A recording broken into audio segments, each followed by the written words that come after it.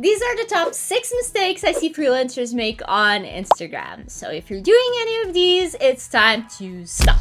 All right, so mistake number 1, and we have a guest right here, is you're just doing reels. Yes, reels are important to get more eyes on your page, but a strategy made up of just reels is kind of incomplete. While reels tend to get a bit more reach, actual feed posts, so static images and carousels, tend to get you more engagement and are just good to give additional value to your followers. And never forget about stories, because these are key to create a deeper connection with your audience, as well as keeping them engaged and getting them into your DMs. Now, mistake number 2 is having your email in your bio. Now, this isn't just a freelancer mistake. I see a lot of businesses do this. And honestly, it's just wasting precious space in your bio. As we all know, currently Instagram bios have a 150 character limit.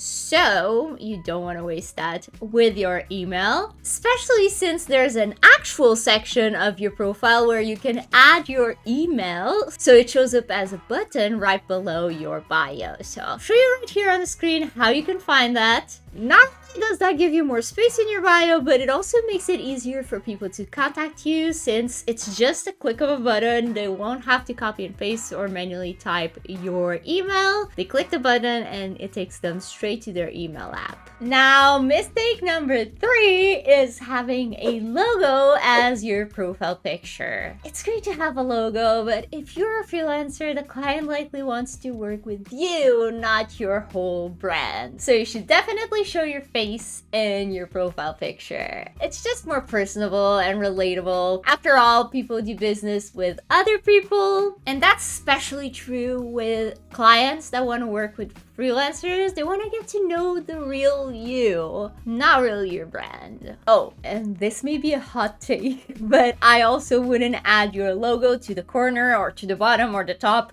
of every single post you post. In my opinion, that makes it look a bit ad-like. So instead of that, if you want to brand your post, I would use your brand colors, use your brand fonts, and maybe, just maybe, add your little handle at the bottom in tiny little text. Alright, so mistake number 4 is you have no stories. I've mentioned this earlier, so I'm not gonna repeat myself too much, but stories are really where you can build a deeper connection with your audience, where you can share behind the scenes, where you can give extra tips, and just show the raw, unfiltered version that makes you you and that shows off your personality. I can tell you, I've gotten clients previously solely on my stories because they like my vibe, whatever that means. But not only that, you can also use stories to share your posts and reels. Yes, there's a lot of people,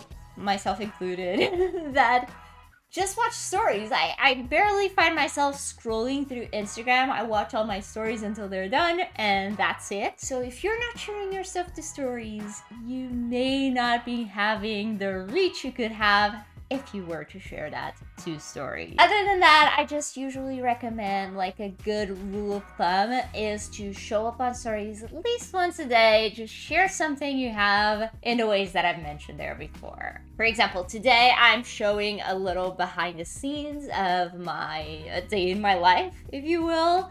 So I'll probably share this recording setup that I have going on right here because it's a funny one if you saw that. So head to my Instagram if you want to see more of the behind the scenes. But you can, for example, take that idea of sharing the behind the scenes and show your computer screen of what you're working on.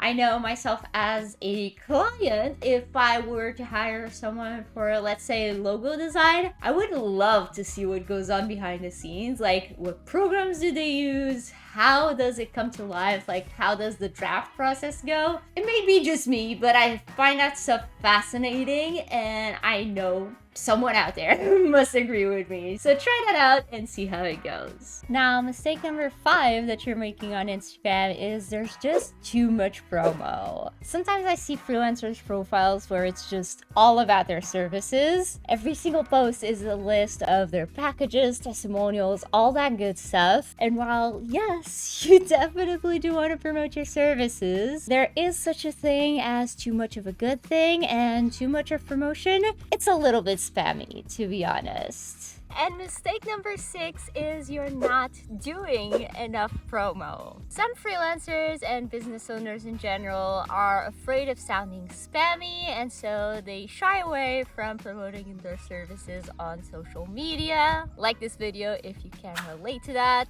I know I can. But the reality is, say that every day at the end of your stories you mention your service for a little bit. First off, not everyone will see it every day. And secondly, as long as you're giving value as well, you won't have nothing to worry about.